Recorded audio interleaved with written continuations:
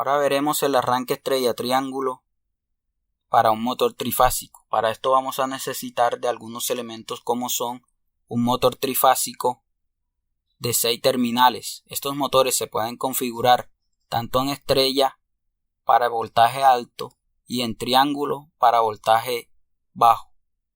De igual manera vamos a necesitar la protección del circuito, en este caso un disyuntor tripolar.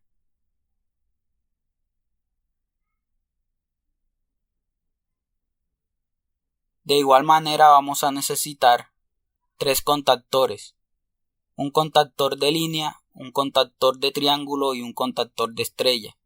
Estos contactores son indispensables para el circuito, ya que por medio de estos se va a hacer el automatismo. Estos tienen dos sistemas, uno de potencia por medio de sus bornes de entrada y salida y uno de control por medio de sus bobinas A1 y A2 y sus contactos normalmente abiertos y normalmente cerrados. Para proteger el motor de una sobrecarga prolongada vamos a necesitar el relé térmico. De igual manera vamos a necesitar un disyuntor bipolar para proteger el circuito de control.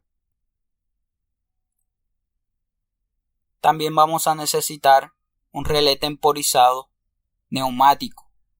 Estos se conectan en la parte de arriba del contactor de línea y una vez se energiza la bobina de este contactor, pone en marcha el conteo de este relé. Para parar el sistema vamos a necesitar un pulsador normalmente cerrado y para la marcha del sistema vamos a necesitar un pulsador normalmente abierto. Para conectar nuestro circuito de fuerza es necesario una fuente de alimentación trifásica. Esta la conectamos a la entrada del disyuntor. Luego, desde la salida del disyuntor hacia la entrada del contactor de línea K1. Podemos ver que el relé térmico se conecta en los bornes de salida del contactor de línea K1. Desde la salida 2, 4 y 6 del relé térmico conectamos las bobinas U1, B1 y W1 del motor. Luego alimentamos el contactor K2 o contactor triángulo con la alimentación. Y desde la salida de este contactor alimentamos las bobinas W2, U2 y B2. Luego conectamos el contactor de estrella por su salida y en su entrada cortocircuitamos los conductores. Esta configuración se llama estrella y sirve para que al momento de arranque del motor no haya pico de corriente. Por último conectamos la tierra a la carcasa del motor. Ahora conectamos el circuito de control del sistema. Alimentamos el disyuntor con línea y neutro. Luego alimentamos las bobinas de los contactores K1, K2 y K3 con el neutro.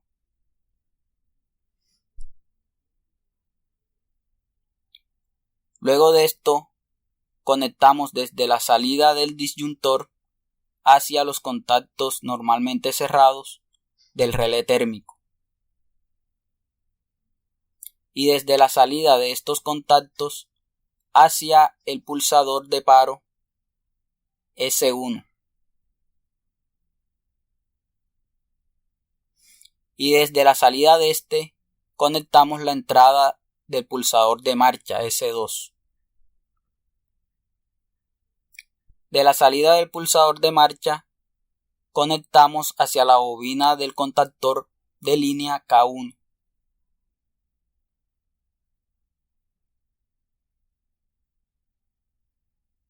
Una vez dejemos de presionar el pulsador de marcha, esta bobina tiene que autorretenerse por medio de sus contactos normalmente abiertos. Estos se conectan en paralelo desde el pulsador de marcha.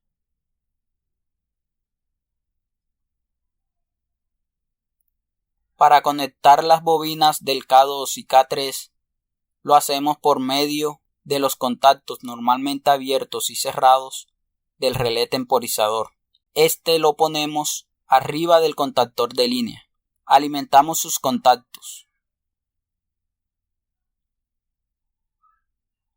Luego de esto conectamos la bobina del K3 saliendo desde el contacto normalmente cerrado del temporizador hacia el contacto normalmente cerrado del K2.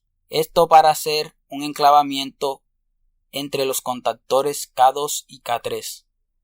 Luego desde la salida del contacto normalmente cerrado del K2 hacia la bobina del K3. Ahora vamos a conectar la bobina del K2 por medio del contacto normalmente abierto del relé temporizado. Salimos de este hacia el contacto normalmente cerrado del K3. Y desde la salida de este hacia la bobina del K2.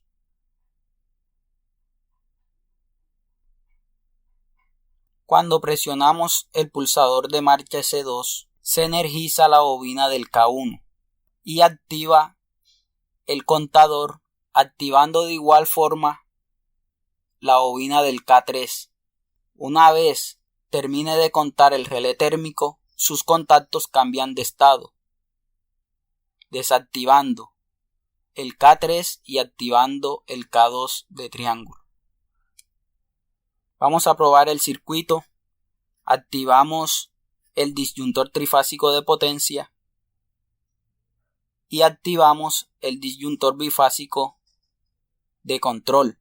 Luego presionamos el pulsador de marcha y podemos ver que se activa tanto el contactor de línea como el contactor estrella y enciende el motor, y el relé está haciendo su conteo.